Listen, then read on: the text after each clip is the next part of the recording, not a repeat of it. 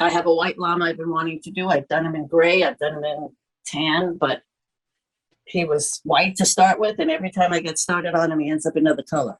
If I could just master Rita's, where I have that glow, I Well, the might white, you know, try him one more time.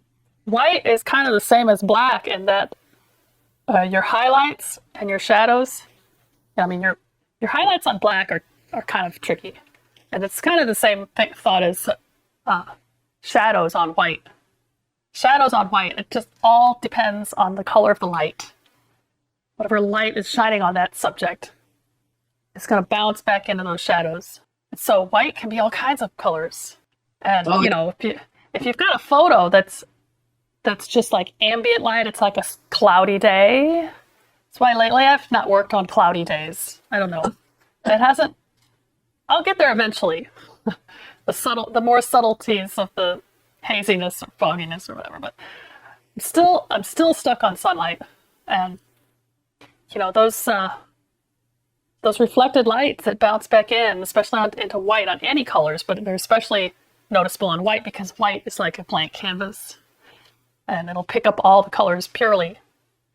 So, you know, the shadows on white shouldn't be gray unless the subject is in like a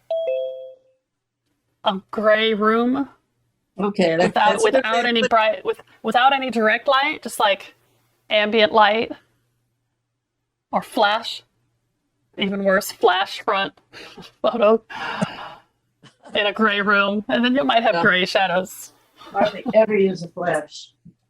I'm working on a portrait, and he's got a white beard and a white mustache. And I've scratched him off and redone him so many times, but I'm going to take the gray out. Another good tip is just to take all the grays out of your palette. Like if you have any pastels that are just gray, meaning some range of white mixed with black, they're just grays. I have that wide spectrum. Take them away. Why? Put them in a drawer. You don't need gray. Your grays should be colors that are neutralized, not black mixed with white. So, like, I'll pull up some grays.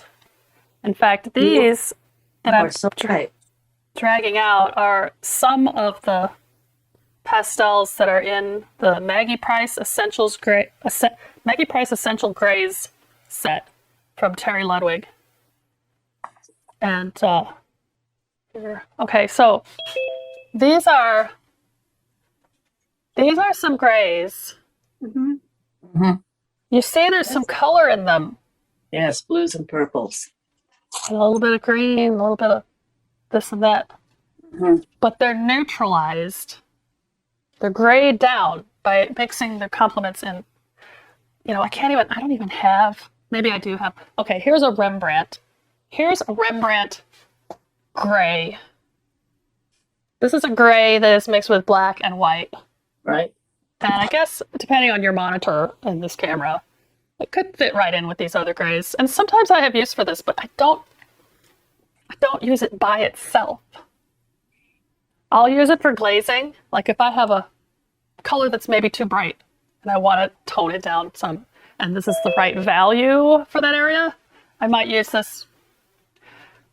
But if you'll notice, I haven't used it very much because it's still nice and brown. Pristine.